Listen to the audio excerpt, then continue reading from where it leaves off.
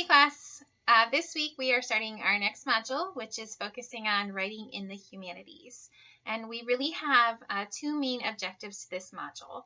The first one is just to understand what it means when we talk about writing in the humanities. So to define the humanities and then how to plan to write a paper for a humanities course. And then second objective is to write a paper for humanities, and our focus is going to be in literature. So let me overview both of those objectives.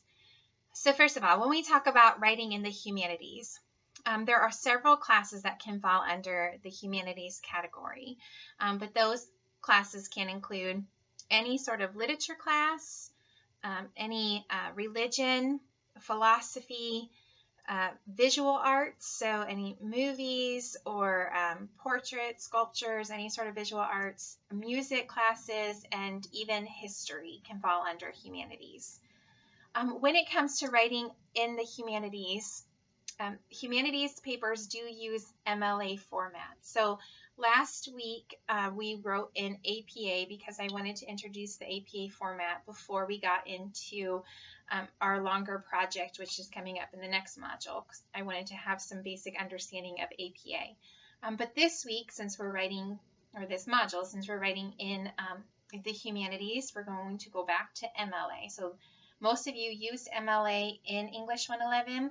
But if you need a refresher, I do have links throughout this module for MLA review. And of course, you can use the Writing Center links, or you can ask me any questions that you can have when it comes to your MLA layout and documentation. In addition to that, in the library folder, you should now see a link to humanities research. When it comes to researching for the humanities, your beginning research is no different than your other types of research that you do. However, humanities subjects tend to have their own journals dedicated to that particular subject. For instance, when you write on literature, oftentimes you're going to come across many different kinds of literary journals, and literary journals dedicated to specific types of literature.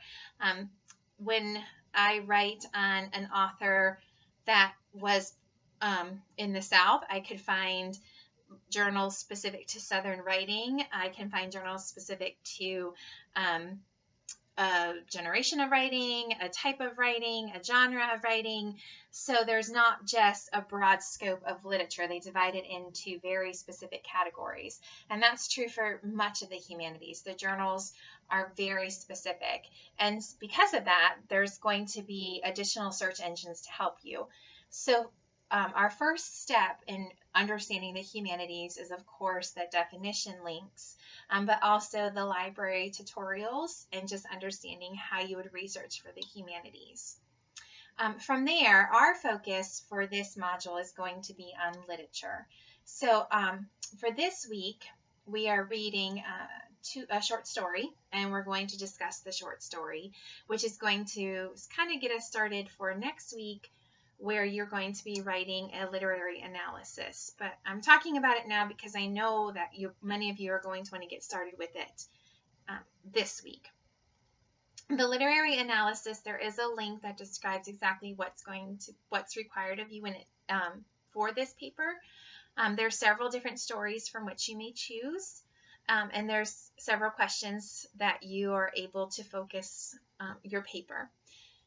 When it comes to a literary analysis, it's really no different than any other argumentative paper. The only difference, I guess, I'll use that term loosely, is that your argument focuses on the literature itself. So your plan is to read one of the stories that are posted and to form an opinion about that story.